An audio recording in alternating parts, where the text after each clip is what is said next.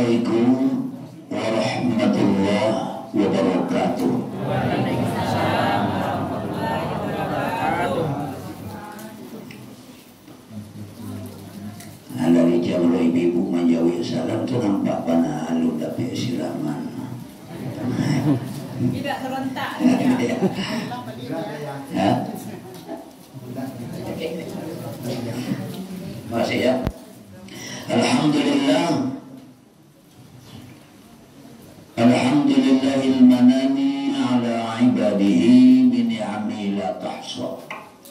Asyhadu an la ilaha illallah wahdahu la syarika lah tudakhiruha layla wa nahara wa asyhadu anna Muhammadan abduhu wa rasuluh alladzi ba'athahu lil alamin basiran wa nazira.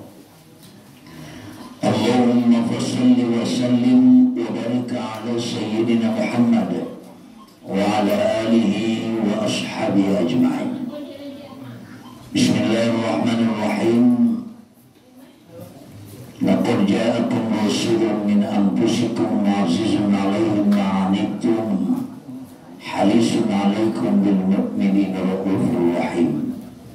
Fa in tawallaw faqul hasbiyallah la ilaha illa huwa alaihi tawakkaltu wa huwa rabbul arsyil azim wa la hawla wa la quwwata illa billahil aliyyil azim wa la hawla wa la quwwata illa billahil aliyyil azim wa la hawla wa la quwwata illa billahil aliyyil azim. La ilaha illallah Muhammadur Rasulullah fi kulli lamhati wa nafasin adada mawasi'ahu ilmullah. Sadaqallahul azim. Amma ba'd. Yang sama-sama kita hormati Bapak anggota DPRD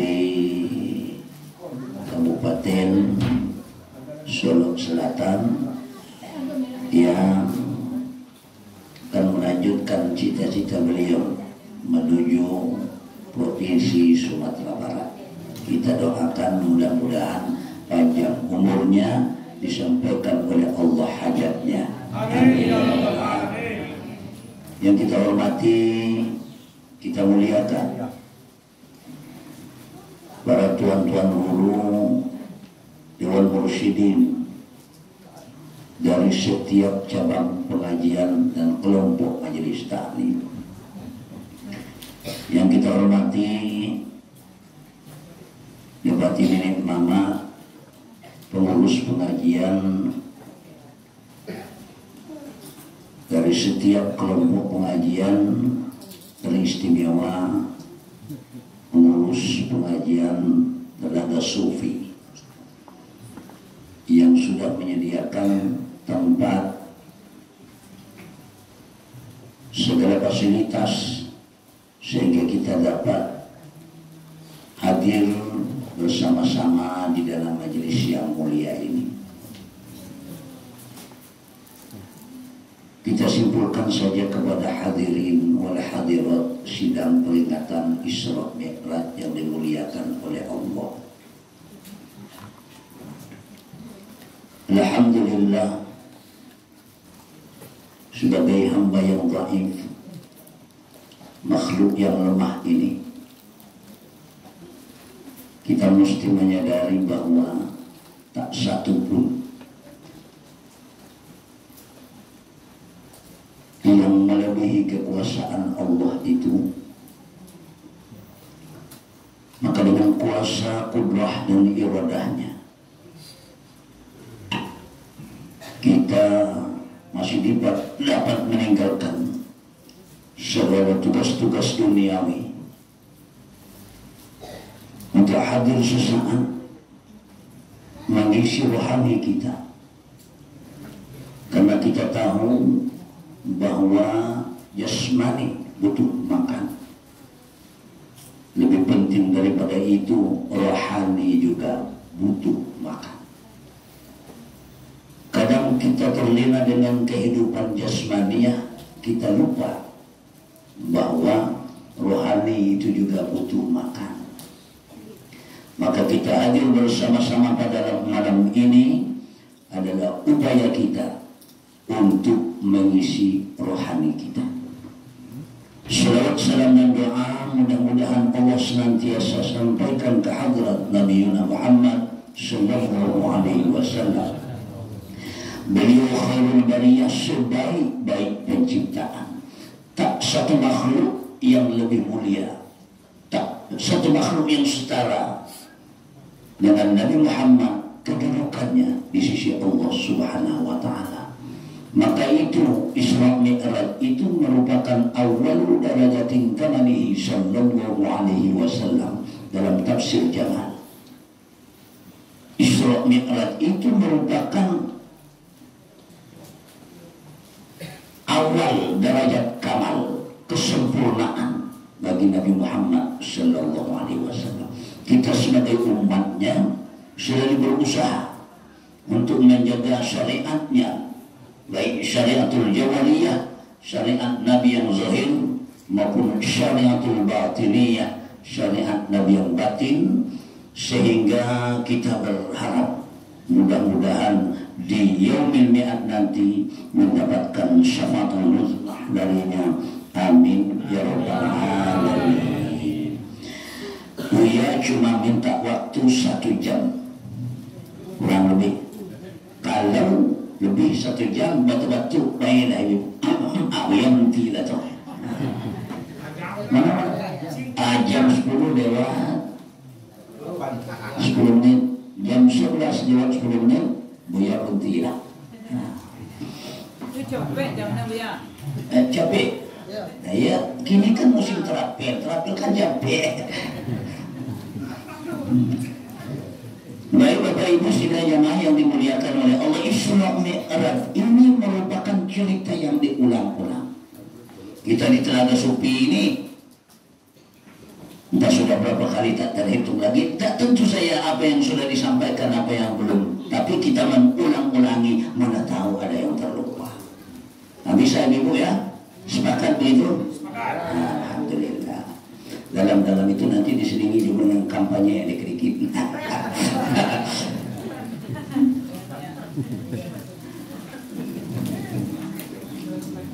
Isra Mi'raj Nabi Muhammad sallallahu alaihi wasallam itu adalah satu perjalanan istimewa Rasulullah yang tidak sama dengan perjalanan-perjalanan kita. Isra itu berjalan malam. Saro yasir. Isra itu berjalan malam. Sampai tanggal 14 ini banyak yang jalan malam. itu bukan perjalanan istimewa. Nabi Muhammad Isra ini satu perjalanan khusus Nabi Rasulullah sallallahu alaihi wasallam yang dipanggil oleh Allah menghadap hadratnya. Hanya satu yang dapat panggilan begitu.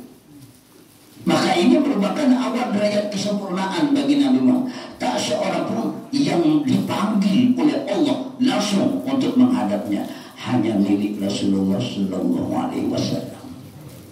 Kita sebagai umatnya diwariskan sedikit tentang itu. Nah, yang sedikit inilah yang mesti diperlautkan, yang setitik diperlautkan, yang sekepal dipergulungkan. Maka peristiwa Isra Mi'raj itu merupakan, karena dia adalah merupakan kehendak panggilan Allah, maka Isra Mi'raj itu banyak terjadi kejadian-kejadian aneh. Perjalanannya istimewa. Kita ulang kaji dulu. Tidak ada seorang pun di antara kita yang dapat berjalan di dalam 4 alam ini sekaligus kecuali Rasulullah sallallahu alaihi wasallam. Nabi Muhammad berjalan waktu Isra Mi'raj itu menempuh 4 alam. Alam syahadah, alam malakut, alam lahut, alam jabarut, alam lahut. Alam syahadah, alam yang bisa dipandang dengan 2 mata kepala biasa. Seperti apa? Dunia ini syahadah. Kalau orang ngaji sifat 20 itu mungkin mewujudat itu dibagi dua. Yang kasif dan yang latif. Yang kasif yang bisa dipandang dengan dua mata kepala, 9 tempatnya. Yang latif yang tidak bisa dipandang dengan dua mata kepala. Nah, yang kasif itu bumi, langit, aras, kursi, surga, neraka, lu, kalam, hijab. 9. Kalau kita bisa ke sana, kita bisa. Kalau kita bisa naik ke atas lagi, kita bisa memandang dengan dua mata kepala. Surga itu bisa dipandang dengan dua mata kepala. Kalau kita bisa ke sana. Dunia ini alam syahadah. Nabi berjalan dari Masjidil Haram ke Masjidil Aqsa di Palestina. Itu menempuh perjalanan 5.600 km lebih. Nabi berjalan di dalam alam syahadah. Alam syahadah bisa dipandang dengan dua mata kepala. Kalau ibu-ibu, bapak-bapak ke Palestina sana bisa. Ada Masjidil Aqsa-nya. Nah, kalau ada yang ingin berangkat ke Palestina boleh lah. Masih ada kesempatan. Palestina itu lambat merdekanya. Karena itu janji Allah, apabila Nuratul Bayda, bumi putih sudah merdeka, satu pertanda dunia akan kiamat. Jadi memang Palestina itu lambat merdekanya. Kalau bapak-bapak mau ke sana boleh, masih ada kesempatan. Ya ada kesempatan. Lambat merdeka di Palestina. Langit alam syahadah, surga alam syahadah. Nabi dibawa masuk ke dalam surga, bawa masuk ke dalam neraka. Nabi berada di dalam alam syahadah. Alam yang bisa dipandang dengan dua mata kepala biasa. Yang kedua, Nabi, ini proses Nabi berangkat, dipanggil oleh Allah. Nabi berada di dalam alam malakut. Alam malakut, alamnya malaikat, alam ghaib. Tidak bisa dilihat, tidak bisa dipandang kecuali orang yang sudah dibukakan oleh Allah. Iya. Nabi berjalan dari Masjidil Haram ke Masjidil Aqsa, bertemu dengan jamaah laki-laki dan perempuan, dipukul kepalanya, pecah. Kemudian dibikin lagi, kepala baru dipukul lagi, pecah lagi. Nabi bertanya, ya Jibril, mana haulai? Siapa mereka ini ya Jibril? Jibril mengatakan, inilah satu golongan umatmu yang ketika hidup di atas dunia malas melakukan sholat. Nah, ini siapapun yang berjalan, kalau kita ini berjalan dari Masjidil Haram ke Masjidil Aqsa, kita tidak akan bertemu dengan orang yang dipukul kepala itu. Kenapa? Karena kita tidak berada di dalam alam malakut. Nah, kecuali orang yang dibukakan oleh Allah, pintu-pintu keghaiban bisa melihat. Satu contoh, Nabi berada di dalam alam malakut. Lewat Sidratul Muntaha, Nabi bertemu. Lewat Sidratul Muntaha, Nabi bertemu dengan sebuah hamparan emas. Hamparan emas lebih luas daripada langit dan bumi. Emas. Nah, kalau ada ibu itu situ berapa juta? Untuk ibu tidak ada. Hamparan emas. Ini Nabi berada di dalam alam ghaib. Nabi bertemu dengan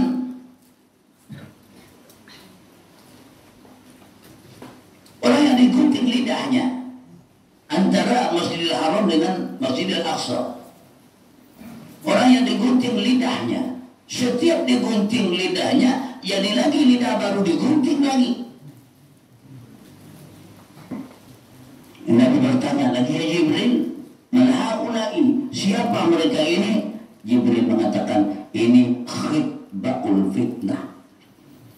orang yang ketika hidup sukar menyebar fitnah, mengadu domba. Kalau mau caleg, Bu, silakan kemukakan kebaikan sendiri, jangan diceritakan keburukan orang lain. Kebaikan sendiri silakan, tapi jangan diceritakan keburukan orang lain. Ini itu banyak mulia. Oke nih.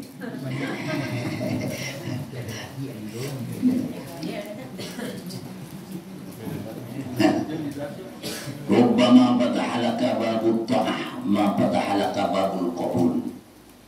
Kadang Allah membukakan bagi engkau pintu untuk taat, tapi tidak dibukakan oleh Allah bagi engkau pintu diterimanya amal. Pintu taat sudah dibukakan oleh Allah. Rajin sholat, rajin puasa, rajin sedekah, rajin ke majelis taklim. Tapi semua amal kita itu apa sudah diterima oleh Allah? Belum tentu. Belum tentu. Karena untuk diterimanya amal itu ada syarat yang zahir, ada syarat yang batin yang harus dipenuhi. Asyurut wa sihhatu amrin. Syarat itu untuk mengesahkan satu pekerjaan. Kalau tidak cukup syaratnya, tidak akan diterima. Harus dipenuhi syarat yang zahir dan syarat yang batin. Kalau tidak terpenuhi syarat yang zahir dan syarat yang batin, jangan paksa Tuhan. Pokoknya tugas kita mengajukan soal terima terserah ya Tuhan. Tidak bisa. Tuhan mau dipaksa-paksa gitu. Mesti lengkapi dulu syarat rukunnya. Ada surut wal arkan, engkau kerjakan syarat dan rukunnya, baru diterima oleh Allah amal. Lianna syurutu zahirah, setengah daripada syarat yang zahir yang harus kita penuhi kalau amal itu mau diterima oleh Allah. Yang pertama, ada uhapi waktiha. Engkau tunaikan ibadah itu di dalam waktunya. 100 rakaat ibu-ibu salat subuh, tapi jam 12 siang tak diterima Tuhan. Kenapa? Di luar waktu. Luar waktu. Hari ini 1000 kali ibu mau tawaf di Ka'bah, mau menunaikan haji, tidak sah hajinya karena belum datang musim haji. Haji bulan Zulhijjah, kalau umroh boleh. Di luar waktu. Inna sholata kanat 'alal mu'minina kitaban mawquta. Sembahyang itu sudah ada waktu-waktu yang ditentukan untuk orang-orang mukmin itu. Nah, yang kedua, syarat ibadah diterima oleh Allah itu aklul halal. Makanan yang kau makan halal. Indah dari hasil ngicu. Lagi ngicu caleg.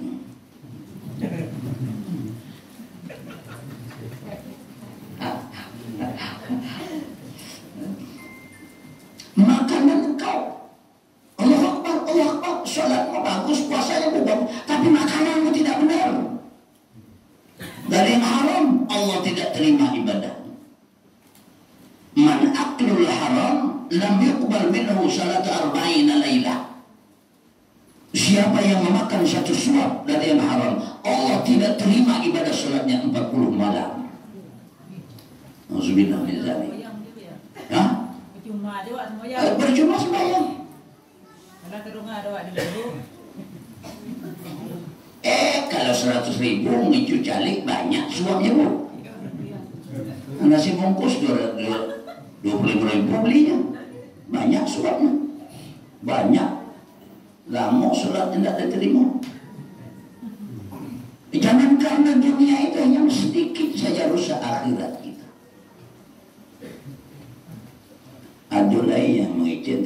teleponan mau jawab dan udah ambil PT-nya jangan dipilih orang. Dan mau kajinya apa nanti menjawab. Tambah dosa lagi. Sudahnya uangnya diambil tidak dipilih lagi.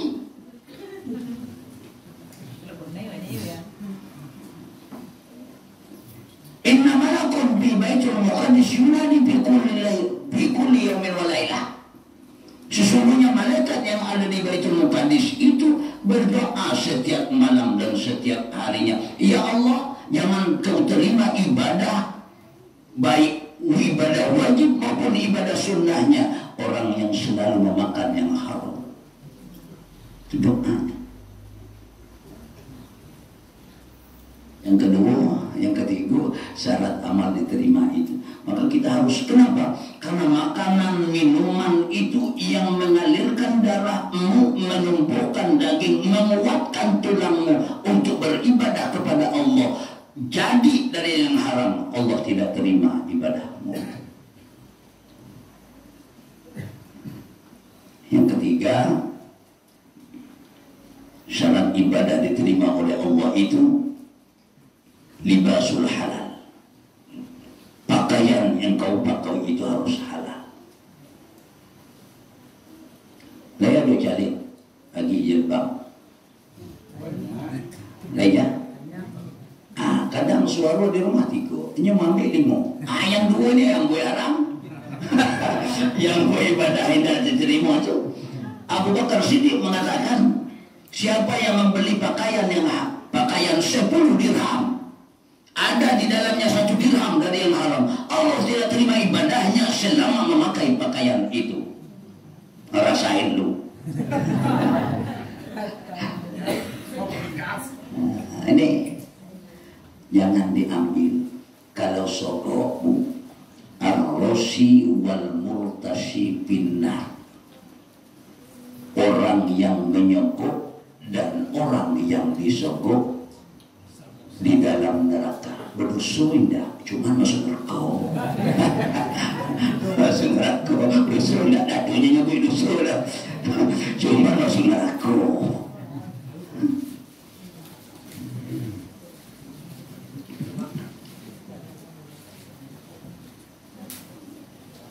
Silakan. Mau pilih kuning silakan.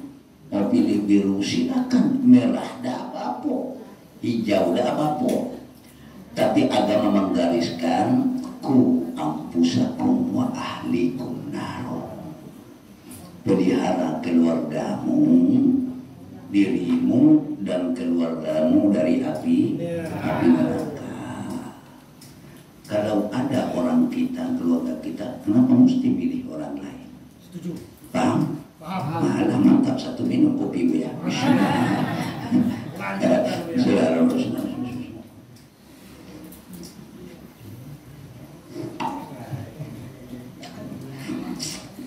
Yang ketiga, Nabi malam Isra Mi'raj itu Nabi berada di dalam alam Jabar, alam asma Allah dan sifatnya. Ketika lewat Sidratul Muntaha, Nabi tukar kendaraan dari langit ke-7 sampai ke Sidratul Muntaha. Nabi berkendaraan di atas sayap malaikat Jibril. Sampai Sidratul Muntaha tukar kendaraan. Kenapa? Jibril tinggal Jibril. Nabi mengatakan, di sinikah makam engkau?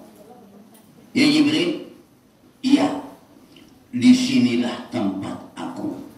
Sekiranya aku lewat sebesar jarum saja, niscaya terbakar aku dengan nur.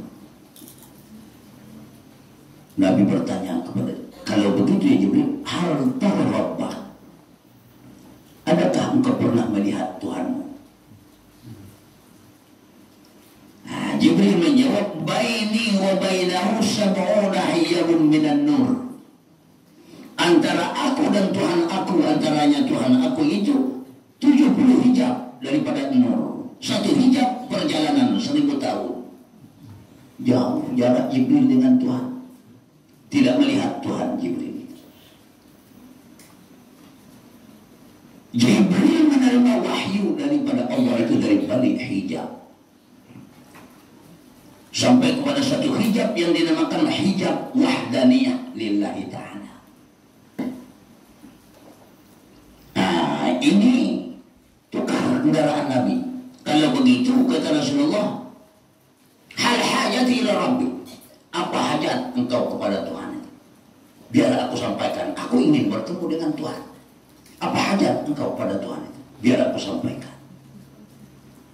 Jibril mengatakan, ya Muhammad, sampaikan kepada Tuhan engkau itu bahwa nanti mintakan olehmu kepada Tuhan engkau itu bahwa nanti pada hari kiamat aku bisa membentangkan sayapku di atas titik Siratul Mustaqim untuk membawa umatmu.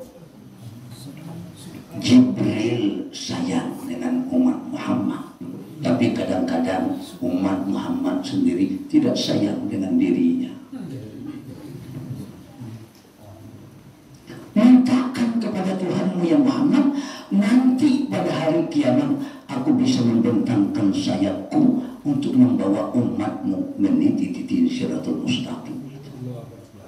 Amin ya rabbal alamin. Mudah-mudahan kita yang malam hari ini dibawa di atas sayap Jibril waktu meniti titik Siratul Mustaqim. Amin ya rabbal alamin. Yang mana yang menjual kaki itu tidak ada 20 lah.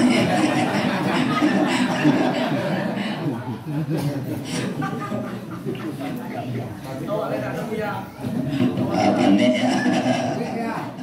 Jadi kita dapur mengisut kita dapur juga.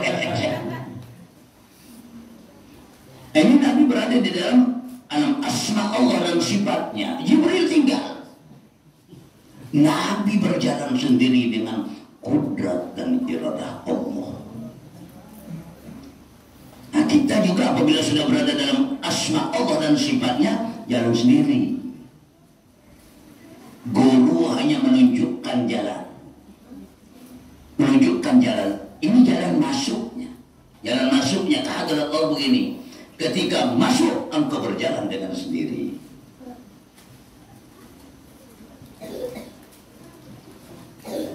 Sampai ke Hadratul Qudus, Nabi berkendaraan di atas Rufrufil Akhdar, awan yang hijau. Sampai di Hadratul Qudus, itu yang dinamakan Hadrat yang suci. Ini yang dinamakan alam lahu, alam ketuhanan. Nabi bertemu dan melihat Allah dengan pandangan dua mata kepalanya. Tidak, inilah awal derajat kesempurnaan. Karena tidak seorang pun dari makhluk Allah, baik orang yang awal maupun orang yang terakhir hidup pada hari kiamat nanti, yang bisa melihat Allah di atas dunia ini dengan pandangan dua mata kepala. Tidak bisa. Ini makam khusus bagi Nabi Muhammad Sallallahu Alaihi Wasallam. Kita hanya bisa sampai kepada apa? Kata Sayyidina Ali itu, Ra'aitu Rabbi bi'aini qalbi. Aku pandang Tuhan aku itu dengan pandangan mata hatiku, dengan pandangan makrifat yang bisa, tapi pandangan dua mata kepala tidak bisa. Empat alam ini ditempuh oleh Rasulullah ketika hendak bertemu dengan Allah malam Isra Mi'raj itu. Seorang Muhammad, seorang hamba yang akan menempuh perjalanan menuju kepada Allah harus juga menempuh 4 jalan. Kalau tidak tempuh 4 jalan ini tidak sampai kepada Allah. Jalan syariat, jalan thariqat, jalan hakikat, jalan makrifat. Syariat jalan yang zahir, af'al pada Allah, tubuh pada kita. Itu kaji. Syariat itu af'al pada Allah. Yes. Syariat itu jalan yang zahir ya. Kita tidak berulang begini. Nah, buyanya lupa-lupanya, kadang ingat, kadang lupa. Insya Allah banyak ingat dari lupa. Jalan yang zahir af'al pada. Kenapa jalan? Karena syariat ini dikerjakan oleh anggota tubuh yang zahir. Maka syariat itu tubuh. Karena dia itu dikerjakan oleh anggota. Sholat dikerjakan oleh anggota. Puasa dikerjakan oleh anggota. Zakat setelah dikerjakan baru dikeluarkan oleh zakat, dikerjakan oleh anggota. Haji dikerjakan oleh anggota. Berurusan berhubungan dengan hal-hal yang berhubungan dengan hukum-hukum halal, haram, makruh, mubah, wajib, sunnah, itu urusan syariat diurus oleh ilmu fikih. Itu namanya fikih. Jangan yang sahih. Karena dilakukan oleh anggota kita, maka dinamakan syariat itu tubuh. Kalimahnya la. Apa sudah sempurna itu? Belum, baru la. Belum sempurna perjalanan kepada Allah. Tarikat itu jalan yang batin. Asma pada Allah, hati pada kita. Kalimahnya ilah, belum sempurna juga, baru la ilah, tubuh, hati. Tarekat ini jalan yang batin. Kalau jalan yang batin tidak mengurus lagi urusan syariat, maka tidak ada dalam pelajaran tarekat itu mana halal mana haram, tidak. Itu sudah dalam syariat ilmu fikih. Kalau tarekat ini khusus masalah yang berhubungan dengan hati manusia. Bagaimana memperbaiki hati itu? Hati yang banyak rusak itu bagaimana? Karena setiap sesuatu itu likulli syai'in sekolah. Setiap sesuatu itu ada pencucinya. Kalau badan kotor dicuci dengan sabun, pakaian kotor cuci dengan rinso, rambut kotor cuci dengan sampo. Hati kotor tidak bisa dicuci dengan itu. Cuci dengan wasaqalatul qalbi, zikrillah, zikir kepada Allah. Itu pencucinya. Supaya hati ini menjadi berpindah hati itu. Dukhul sifatil mahbubi alal badali min sifatil mukhib. Untuk masukkan sifat-sifat Allah yang engkau cintai itu sebagai ganti daripada sifat yang tercela. Artinya itu mengganti maksiat 10 maksiat batin yang ada di dalam hati itu, yang menjadikan hati ini hawa, nafsu, dunia, setan, diganti dengan taat batin yang 10 supaya tumbuh iman, Islam, tauhid dan makrifat. Itu urusan apa? Urusan tarekah. Makanya kalau kita mau mempelajari bagaimana sholat khusyuk, tapi dalam fikih tidak ada, sampai kiamat tidak akan ketemu. Tapi kalau kita mau mengetahui bagaimana sholat ini khusyuk, bagaimana supaya zikir mantap, ibadah terasa tenang, bukalah kitab-kitab tasawuf, kita akan bertemu. Ada bidang-bidangnya, bidang-bidang. Itu asma Allah. Tarikat itu asma Allah, hati pada kita. Kalimahnya ilah. Asma Allah apa asma Allah? Nama Allah. Siapa nama Allah? Ya Allah. Karena Allah sendiri yang membuat namanya. Kalau kita ni ibu, orang tua kita yang buat nama. Ada yang bapaknya, ada maknya, yang buat nama, ada mamaknya yang buat nama. Tapi Allah dia sendiri membuat namanya. Qul innani anallah. Katakanlah bahwa aku Allah. La ilaha illa ana. Ma'budni. Tidak ada Tuhan kecuali aku, maka sembah aku.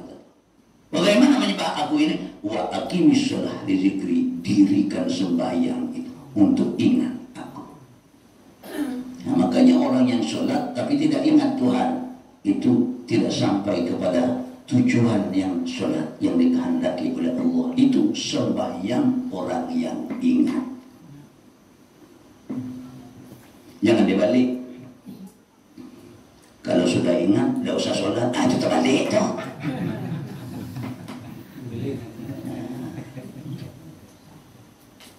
Asma Allah. Apa asma Allah itu? Ya Allah tadi. Allah.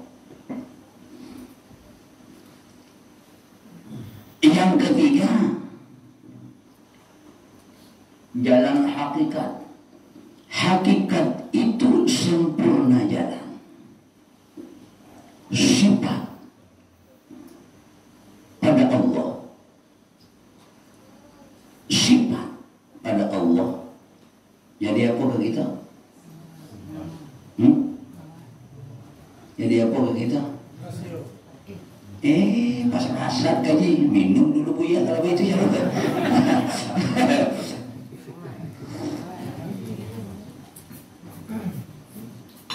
Menjadi zat bagi kita.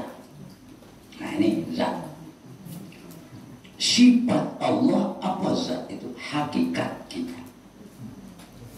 Karena sifat Allah itu adalah rahasia Allah. Al-insan sirri wa ana sirru wa sirri sifati. Manusia itu rahasiaku, aku rahasianya. Rahasia aku ialah sifat aku. Kenapa menjadi zat bagi kita? Menjadi hakikat bagi kita? Karena hakikatnya bukan kita yang hidup, tapi hayatnya Allah. Hakikatnya bukan kita yang mengetahui, tapi ilmunya Allah. Hakikatnya bukan kita yang mendengar, tapi sama'nya Allah. Hakikatnya bukan kita yang melihat, tapi basarnya Allah. Hakikatnya bukan kita yang berkata, tapi kalam Allah. Wajib tahqiq dan yakin bagi orang ahli hakikat akan itu. Maka hakikat maka dinamakan hakikat. Hakikat kan berasal dari kata hak. Apa hak? Yang sebenar. Kalau yang sebenar sangat yakin, tidak boleh goyang lagi. Nah ini hakikat. Maka dia sempurna perjalanan kepada Allah kalau menempuh perjalanan hakikat. Kalimahnya illa. Nah, yang keempat, jalan makrifat. Makrifat itu sebenar jalan. Nan sabana jalan kepada Allah itu jalan makrifat. Syariat, tarikat, hakikat itu bunga daripada makrifat. Paham tuh bro? Kalau paham dosa punyanya nih. Alim pula boleh balik tak ada istiqomah namanya. Makrifat itu sebenarnya nasabana jalan kepada jalan makrifat. Kenapa? Kenapa begitu? Imam Al-Ghazali menyatakan bahwa engkau jangan sembah Allah itu kalau engkau tidak lihat Allah yang engkau sembah itu. Kita menyembah Allah tapi tidak kenal dengan Allah. Maka Nabi mengatakan awal dini ma'rifatullah. Awal agama itu makrifat, mengenal Allah. Awal. Sebelum perintah salat, sebelum perintah puasa, sebelum perintah zakat, 10 tahun Rasulullah di Makkah itu menanamkan tauhid, pengenalan kepada Allah lebih dahulu. Belum ada perintah salat, belum ada perintah puasa, yang diperkenalkan, diketengahkan oleh Rasulullah konsep tauhid kepada Abu Jahal, dia tidak mau menerimanya.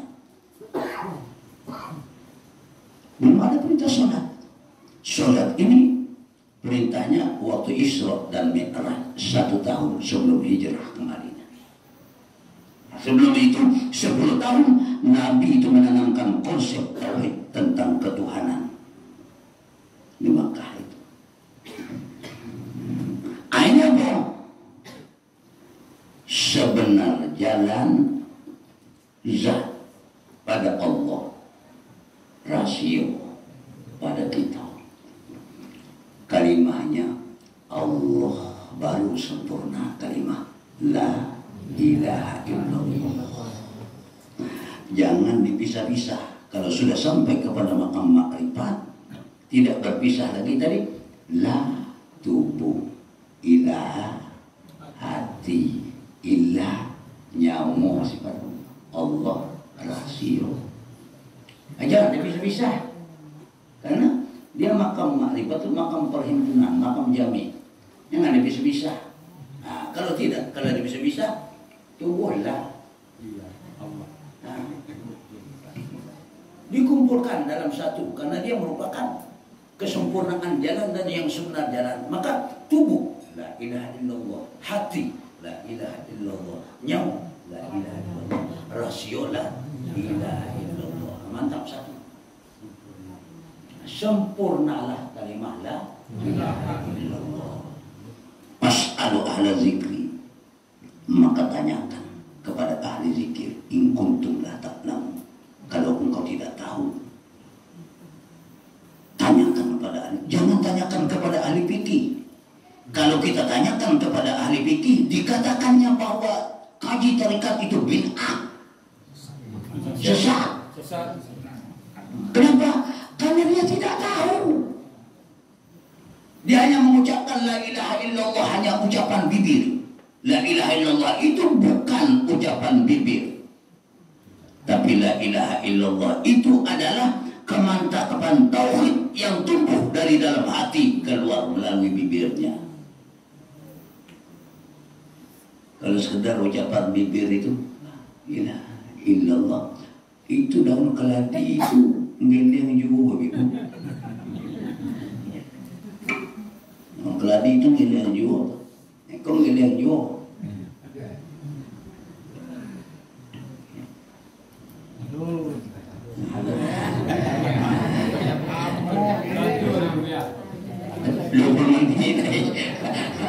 Belum lagi. Nah, itu ya. Dia kekurangnya tambah kan ya? Oh itu. Kalau minum itu tidak bisa orang lagi. Ini perjalanan menuju kepada Allah harus melalui 4 itu jalan. Kalau tidak ada jalan yang 4 itu tidak sampai kepada Allah. Tidak sampai. Kalau hanya mengandalkan jalan syariat saja, tubuh itu saja tidak bisa dibawa menghadap Allah Subhanahu wa ta'ala. Harus lengkap syariat, tariqah, hakikat, makrifat. Nabi sendiri mau berjalan menuju kepada Allah itu menempuh itu. Prosesnya begitu. Nabi ketika mau dipanggil oleh Jibril disuruh berwudu lebih dahulu, pembersihan jasmani. Setelah itu beliau dibawa ke pinggir sumur Zamzam, lalu ditidurkan oleh malaikat Jibril, dibedah dadanya dari halkum sampai ke atas pusatnya, dikeluarkan hatinya, lalu dicuci hati Nabi itu. Kata Jibril, hadza khizrun minasyaitan, inilah segelintir setan di dalam tubuh. Dicuci hati Nabi itu. Nah, ini perjalanan tarekat, pencucian hati. Hati ini yang sering rusak.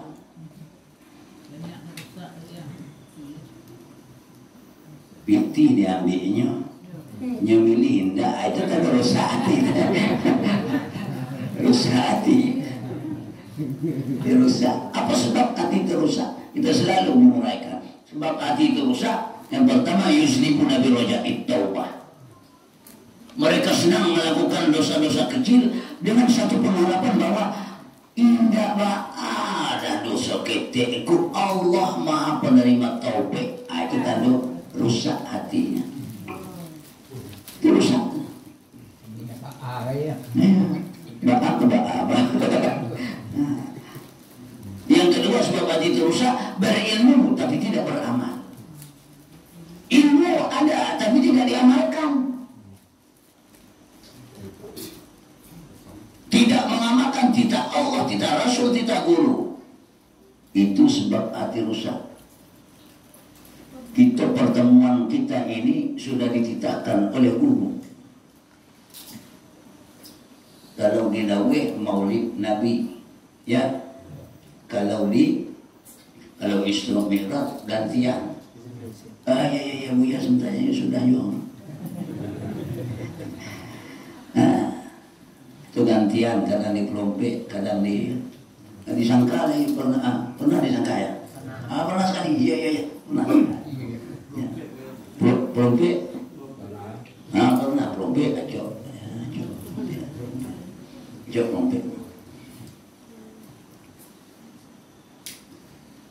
Nah ini wasiat guru. Bagaimana kita dapatkan berkah guru kalau kita tidak tunaikan wasiat dan amanahnya? Kita dari guru minta berkat, dari Nabi minta syafaat, dari Tuhan minta rahmat dan maghfirahnya. Nah, jaga persatuan itu. Karena persatuan itu seperti kain, Pak Bu. Kain itu kalau sudah robek, kendati pun dijahit kembali tidak akan seperti biasa lagi. Payah menyatukan. Kalau membuat perpecahan itu mudah, tapi menyatukan itu yang sulit. Apabila sudah terjadi satu perpecahan dalam satu kelompok pengajian, apa saja, masing-masing akan mempertahankan egonya, merasa paling benar. Pasti dia tidak tahu bahwa itu adalah hawa nafsunya. Inilah yang harus kita bisa membedakan mana khotir nafsani, mana khotir syaitani, mana khotir mulki, mana khotir rabbani, mana bisikan setan, mana bisikan nafsu, mana bisikan malaikat, mana bisikan Tuhan. Nah ini yang kita pelajari dalam tarekah kami itu, supaya kita bisa membedakan. Cepat menyadari, ini bisikan nafsu, bisikan diri sendiri, cepat mundur. Kalau yang satu mundur seketik, yang ikut mundur seketik lain, damai itu. Tapi kalau nan ikut maju seketik, nan ikut maju seketik, api ketemu api. Indonesia Raya lah itu. Nah, kenapa? Dalam hal yang sepele saja zikir mantap, tapi dalam hal yang sepele saja bisa terjadi perpecahan. Ini halusnya iblis kepada orang tasawuf. Halusnya iblis menipu orang tasawuf, sehingga ditanamkan ke dalam hatinya seakan-akan ini adalah titah daripada Allah, padahal itu adalah bisikan nafsunya. Karena bisikan malaikat tidak akan membisikkan ke dalam hati mukmin itu untuk pecah belah, tidak akan. Pasti itu iblis.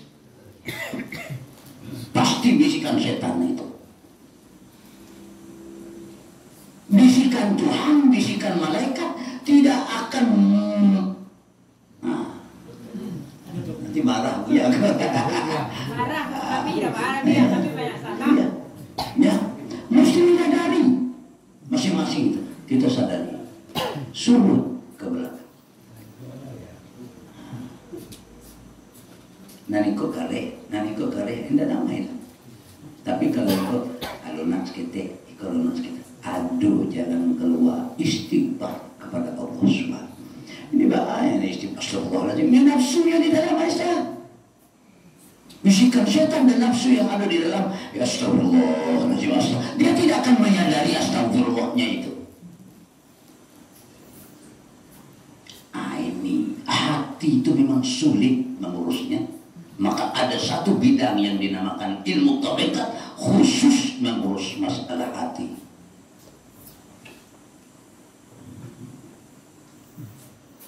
Saya dua kali ini Buya menyampaikan ini di Lawihyu, ya. Saya sebenarnya tercecer air matanya. Orang tarekat begini ilmunya, zikirnya, kok sampai begini? Sedih hati. Padahal tidak begitu yang dituntut oleh guru-guru kita dulu, tidak seperti itu. Tarekat itu salah satunya adalah untuk menyatukan umat ini, menyatukan tauhid kita, meneteskan air mata melihat umat-umat tarekat ini. Mereka tidak bisa lagi membedakan mana bisikan hati nurani, mana bisikan nafsu. Buya ini sekali inilah lagi ceramah di tempat kita nih. Tidak mau lagi. Kalau begini keadaan kita tidak usah. Ya, ya, lillahi ta'ala. Saya kalau begini kita nanti tidak dapat berkat Quran, dapat berkat percuma. Iya.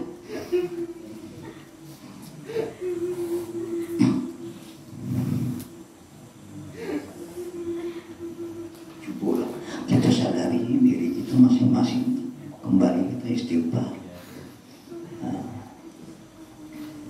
Bayangkan ini adalah amanah daripada guru kita. Susah, kalau hati ini memang susah. Maka tidak semua orang di dalam menempuh perjalanan menuju kepada Allah itu berhasil dengan mudah. Setiap seorang itu tetap ada cobaan dan rintangan. Ini cobaan bagi kita. Kalau kita yang tua-tua ini sudah membawa bagaimana yang mudah-mudah nanti? Kalau kita yang tua-tua ini sudah membawa berbeda, bagaimana anak muda? Nah, ya, nanti kita coba, kita cari jalan keluarnya. Kita minta istikharah, minta kepada Allah Subhanahu wa Ta'ala supaya ditunjuki jalan keluarnya. Mudah-mudahan kita ditunjuki oleh Allah Subhanahu wa Ta'ala jalan-jalan menuju ke hadratnya dan jalan menuju kepada kebaikan. Amin ya rabbal alamin. Inilah salah satu di antara hikmah Isra dan Mi'raj itu, bahwa Nabi Shallallahu Alaihi Wasallam dipanggil oleh Allah naik ke atas langit untuk mendamaikan pertengkaran 4 malaikat. 4 malaikat itu bertengkar. Jibril, Mikail, Israfil. Sejak dari 4.000 tahun sebelum diciptakan bumi dan langit. Tapi setelah mereka tahu bahwa Rasulullah Muhammad SAW sudah dilahirkan, mereka bertadarruk, merendahkan diri ke hadrat Allah, minta kepada Allah supaya menaikkan Muhammad ini ke atas langit untuk menyelesaikan pertengkaran mereka. Kita itu juga jalan keluarnya. Minta masing-masing kita berdoa kepada Allah supaya istikharah kepada Allah, supaya Allah memberikan jalan keluar. Mudah-mudahan setelah Isra Mi'raj tahun ini satu kembali, tidak ada lagi perpecahan. Amin. Allahumma ya man allafa baina as-salji wan nar alif baina qulubi ibadikal mu'minin.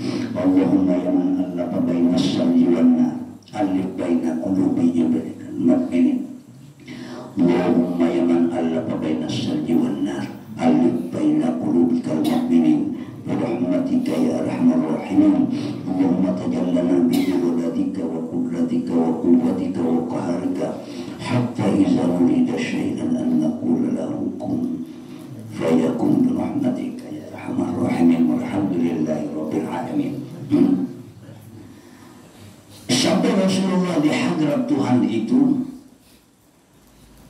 Nabi rasa tidak mau balik lagi ke atas dunia ini karena merasakan senang yang sangat senang, hening yang sangat hening, tenang yang tidak ada lagi ketenangan yang lebih daripada itu, sehingga Nabi tidak lagi bercita-cita untuk turun ke dunia ini. Nah, beliau berada di dalam alam lahu. Ketika itu Allah memerintahkan kepada Muhammad, ya Muhammad, anta rasuli fi ibadi, engkau rasul aku kepada hambaku. Walau dumtu bihazal maqam, kalau engkau tetap di atas maqam ini, mabalaghat risalati, siapa yang menyampaikan risalah aku? Anzil ilal ard, turun engkau ke dunia, Iza kuntum ila shalah a'taituka hazil martabat. Apabila engkau berdiri sholat, aku beri engkau martabat ini, makam ini. Karena Nabi itu setiap dia berdiri sholat, nampak Allah dengan pandangan dua mata kepalanya. Nabi itu saat takbir, Allah, nampak Allah dengan pandangan mata kepala. Innal abda, seorang hamba,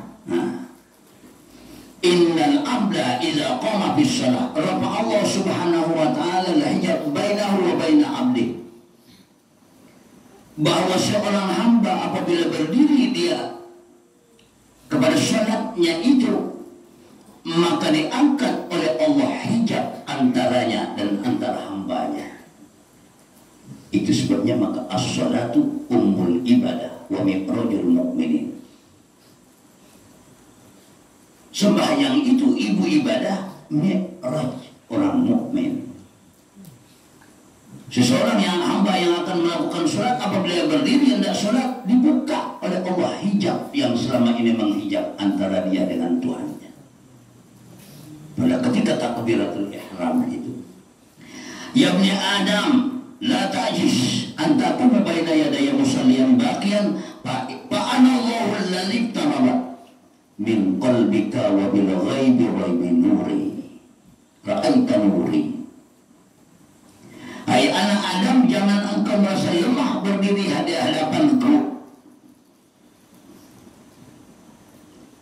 Akulah Allah yang akan mendekati dari hatimu dengan ghaib. Engkau melihat aku. Allah yang akan mendekati kita. Ini orang yang berada pada makam hakikat dan makrifat. Tidak lagi dia yang akan bertemu Allah, tapi hampir sama dengan Rasulullah. Allah yang akan mendekati hatinya. Aku akan mendekati engkau itu supaya engkau bisa melihat aku. Nah, maka makam mi'raj itu yang pertama itu ru'yah. Mi'raj itu 11 martabatnya. Yang pertama ru'yah. Ru'yah melihat Allah. Maka sembahyang itu kalau tidak menyaksikan Allah, belum sempurna sembahyangnya. Harus nampak Allah yang kau sembah itu di dalam sholat. Nah, ini harus menempuh lautan makrifat itu tadi. Harus menempuh lautan makrifat. Kalau tidak menempuh lautan makrifat, tidak nampak Allah yang disembah itu. Yang kedua, maka mi'raj itu liqa, bertemu dengan Allah. Nah, kebanyakan kan kalau kita berada pada makam syariat itu berkeliling mencari Allah itu. Kalau hanya berenang dalam lautan syariat, tidak akan bertemu dengan Allah. Tidak akan bertemu. Harus menyelam. Maka diumpamakan oleh ahli tasawuf itu, syariat itu umpama sabut, tarekat itu umpama tempurung, hakikat itu umpama santan, makrifat itu umpama minyak. Kalau mau dapat minyaknya, harus diperah santannya, harus melalui lautan hakikat. Mau diperah santannya, harus dipecahkan tempurungnya, tempurung tarekat itu. Pecahkan getaran-getaran yang ada di dalam hati ini yang menyebabkan hati kotor itu. Mau memecahkan tarekat itu, harus menempuh di kobak kulitnya syariat dulu. Nah, maka harus sempurna. Syariatu bila hakikatin bahwa atilah wal hakikati bila syariatun bahwa batilah. Syariat tidak ada hakikat itu hampa. Hakikat tidak ada syariat itu batal, tidak sah. Karena hakikat ini menyempurnakan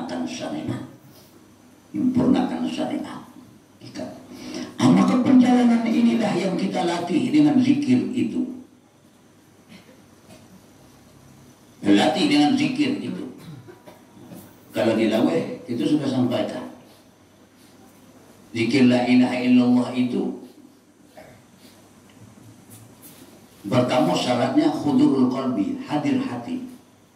Syaratnya mau berzikir la ilaha illallah harus hadir hati.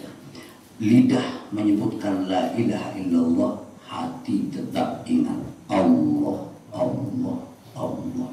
Nanti apabila sudah mantap, terloncat dari lidahnya apa yang ada di dalam hatinya, berganti zikirnya dengan sendiri, keluar dari lidahnya dari la ilaha illallah, la ilaha illallah, la illallah, keluar jadi Allah, Allah, Allah, keluar dengan sendirinya.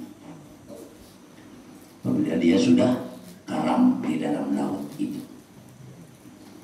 Yang kedua, syarat berzikir la ilaha illallah itu harus dengan palu yang kuat.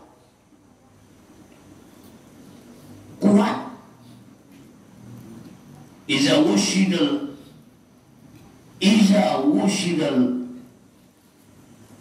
murid bisyiddah. Ini dengan keras, bisyiddah.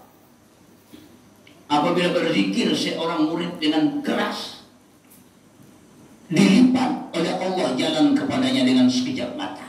Kadang ditempuh oleh orang yang menempuh perjalanan dengan 10 tahun atau 20 tahun. Dengan ibadah 20 tahun atau 10 tahun. Tapi ahli zikir kadang bisa menempuh sekejap mata sampai. Dengan sebab apa? Zikir keras. Zauq yang kita rasakan di dalam zikir itu kadang tidak didapat oleh orang yang beribadah sampai 10 tahun, 20 dan 30 tahun. Tapi bagi ahli zikir kadang dilipat oleh Allah. Begitu tarik zikir langsung ada zauq. Fa'lam annahu la ilaha illallah. Langsung ada zauq. Ini kadang-kadang ditempuh oleh orang yang ahli ibadah sampai 10-20 tahun tidak dapat zauq. Begitu juga takbir. Allah sangat rugi kalau tidak belajar tarekat. Rugi dunia, rugi akhirat. Mereka mengatakan ini sesat karena mereka tidak tahu. Abu Jahil itu atau Nabi sesat kan dia tidak tahu itu Abu Jahil. Tidak mengerti. Dan tidak mau mengerti. Dia mengatakan kita sasiknya belajar adamu. Coba masuk dulu. Saya kira kapan sudah masuk tarekat, tidak ada yang mau keluar. Tidak ada yang mau keluar. Menunjukkan apa? Enak, lama, tenang, hidup tenang, jiwa tidak gelisah. Yang ketiga, syarat kalimah la ilaha illallah. Maka zikir la ilaha illallah itu memang harus kuat. La ilaha illallah, la ilaha, la ilaha. Tidak bisa zikir la ilaha illallah, la ilaha illallah, la ilaha illallah. Itu baru iya itu.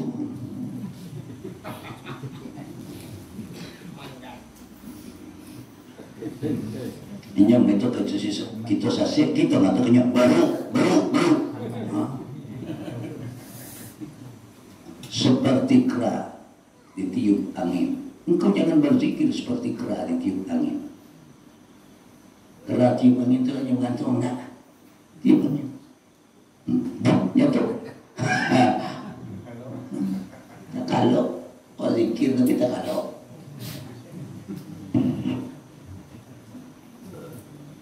maka harus dengan keras. Maka sakulubukum bayakan hajar au asyaddu qasra. Lah keras hatimu itu seperti batu, bahkan lebih keras dari batu. Batu itu tidak akan pecah kecuali dengan pukulan yang keras. Khotir hati ini tidak pecah, tidak mau pecah ini kecuali dengan zikir yang keras. baru bisa illallah, illallah, baru pecah. Oh enggak, illallah. Dikira nyanyi barangkali, bukan nyanyi. Itu maka dikatakan pas'alu ahla zikri, tanyakan kepada ahli zikir.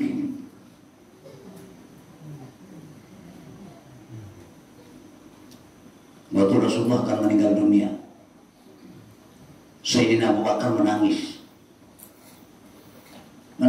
Ya Rasulullah, kalau yang meninggal dunia ini aku banyak gantinya. Tapi kalau engkau yang meninggal ya Rasulullah, sungguh tidak ada gantinya. Nah, kata Rasulullah, jangan khawatir ya Abi Bakrin, taraktukum alal mahijjah wa tariqatil bayda. Aku tinggalkan kepada engkau al-mahijjah wa tariqatul bayda, tariqat yang putih, tariqat yang bersinar. Kalau engkau berpegang kepada duanya, selamat. Al-mahijjah, apa al-mahijjah? Al-mahijjah ini rahasia daripada kalimat la ilaha illallah. Siapa yang berpegang kepada dua ini, rahasia kalimat la ilaha illallah dan tariqat yang putih yang bersinar, selamat. Ya. Bahkan Allah menjanjikan, la ilaha illallah khisni man dakhal khisni amina min azabi. La ilaha illallah itu benteng aku. Siapa yang masuk ke dalam benteng aku, aman dari azab aku dunia akhirat.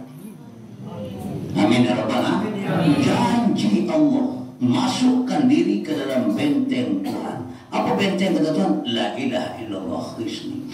La ilaha illallah itu benteng aku. Masukkan diri itu ke dalam kalimat la ilaha illallah. Nah, itu selamat. Selamat dari azab aku di dunia dan di akhirat. Man masuk ya masuk bananya, masuk sekete-sekete. Sekali masuk enggak.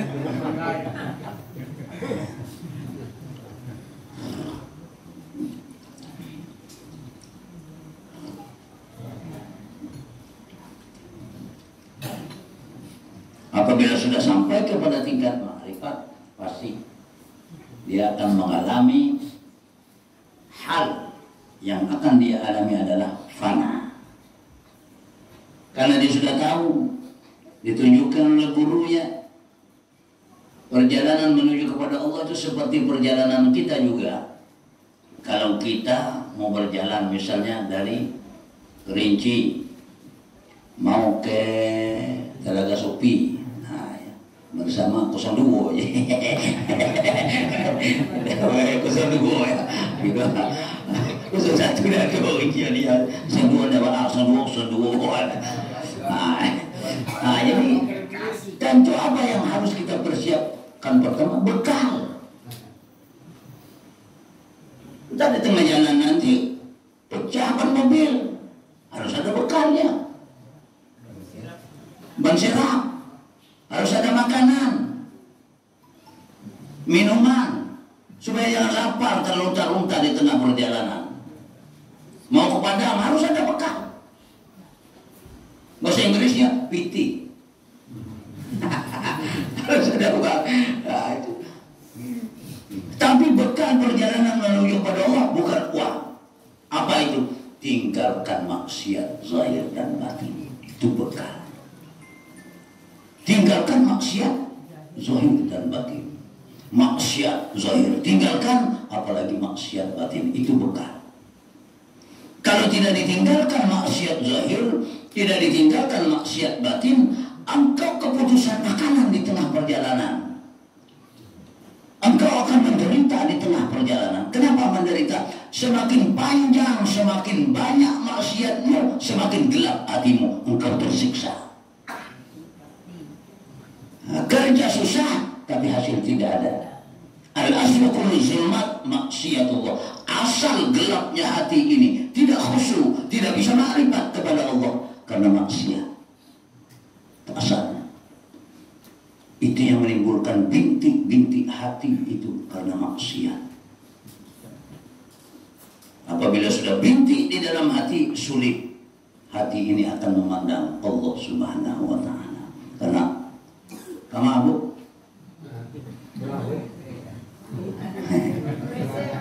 misi ini ada yang lagi siraman tak no? Minti itu. Nah, ini yang kita bersihkan dengan zikir. Apabila sudah bersih hati itu, jernih hati itu, sehingga berganti.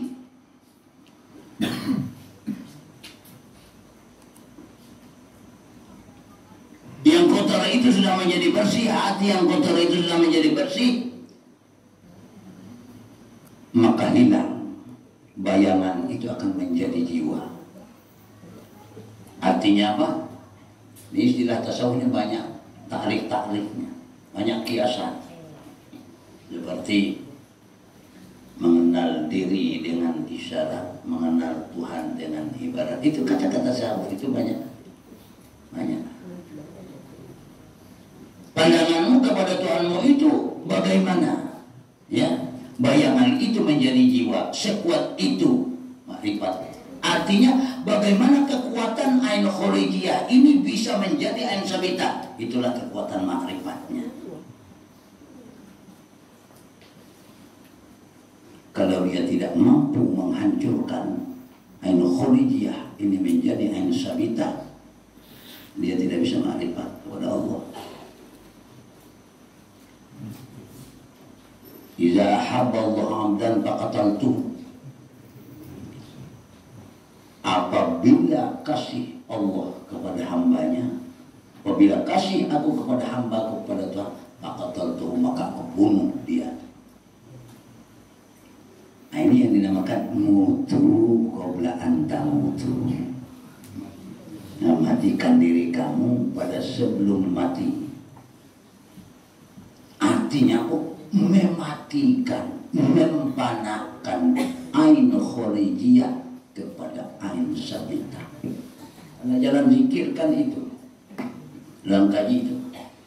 Adapun jalan kalimah la ilaha illallah itu hendaklah engkau panahkan tubuh yang zahir, yang berasal daripada api, air, angin, tanah, kepada tubuh yang batin, yang bernama Muhammad, yang berasal daripada wujud ilmu nur suhul.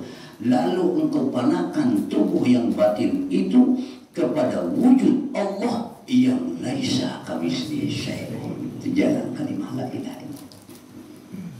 Nah, jadi yang pertama harus ain khorijiyah, lenyapkan jadi ain sabitah dulu. Jadikan tubuh ini menjadi nyawa. Jadikan darah, urat, tulang, daging itu menjadi kalimah la ilaha illallah. Kulit la ilaha illallah, daging la ilaha illallah, tulang la ilaha illallah, urat la ilaha illallah, harus jadi itu. Nah, baru dari ain sabitah kepada wujud am. Apa wujud am? Sifat Allah, wujud am. Nyawa ini menghidupkan tubuh yang zahir. Tubuh yang zahir itu tidak hidup kalau tidak ada nyawanya. Darah itu tidak mengalir kalau tidak ada nyawanya. Maka yang hidup di tubuh yang zahir itu adalah, hakikatnya adalah nyawa. Apa nyawa itu? Asma Allah. Apa asma Allah? Allah. Allah lah yang mengalir di darah. Allah yang menumbuh di daging. Allah lah yang menumbuh. Nah, ini jadi kulit menjadi ain sabitah. Setelah itu ain sabitah ini, asma Allah itu tidak bisa mengalir di darah, tidak bisa menumbuhkan tulang, tidak bisa menguatkan tulang, tidak bisa menumbuhkan daging kalau tidak ada wujud am, sifat Allah. Nah, jadi bagi itu dulu. Nah, ya, apabila sudah sampai kepada tingkat ini, sampai ke tingkat ini, maka engkau sudah sampai kepada tingkat panah. Sudah panah. Panah satu makam di bawah makam bakor. Orang yang berada pada makam panah belum sampai kepada Allah. Belum sampai. Nah, belum sampai. Karena makam panah itu makam tidak, makam menidakkan. Orang yang sampai kepada Allah itu makam bako. Tapi akhir dari makam panah, kesudahan dari makam panah, dia akan panaan nafsihi wa pana'ih. Engkau harus panah daripada dirinya, dirimu, dan panah dari panahmu. Maka engkau akan mendapatkan makam bako. Apabila sudah berada pada makam bako, orang yang berada pada makam bako dua, suhudul wahdah bil kasrah, suhudul kasrah bil wahdah. Nah, suhudul kasrah bil wahdah, suhudul wahdah bil kasrah, memandang yang satu di dalam yang banyak, memandang yang banyak di dalam yang satu. Bagaimana mempraktekkannya? Ini makam bako. Karena tujuannya nanti akhirnya suhudul wahdah bil wahdah, memandang yang satu di dalam yang satu, memandang yang satu di dalam yang banyak. Zikirnya hu Allah, hu Allah, hu Allah. Itu memandang yang satu di dalam yang banyak. Memandang yang banyak di dalam yang satu, zikirnya terbalik. Allahu, Allahu, Allah. Apabila bersatu, ini makam ini yang dua, inilah yang dinamakan makam bako. Apabila sudah berzikir kita dengan zikir yang dua ini, maka kita mendapatkan makam bako. Apabila berada di dalam makam bako, suhudul wahdah bil wahdah, memandang yang satu di dalam yang satu, memandang diri di dalam diri untuk diri. Paham tuh kira-kira?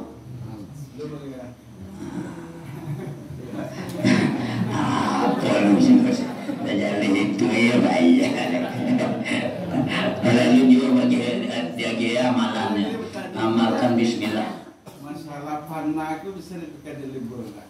Hah? Diliburkan diri sama dengan panah. Iya. Bagaimana? Panah itu sama lah dengan meliburkan diri. Iya sama. Mirip-mirip Pak. Mirip-mirip. Panah itu bahasa Arab, meliburkan diri itu bahasa gitu lah.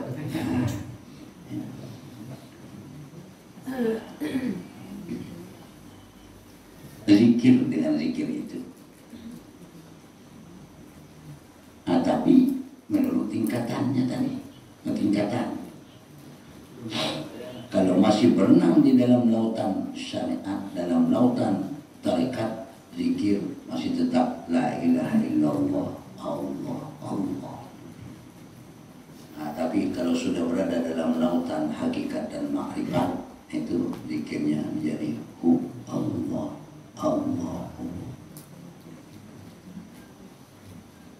Nah, dilatih dapat.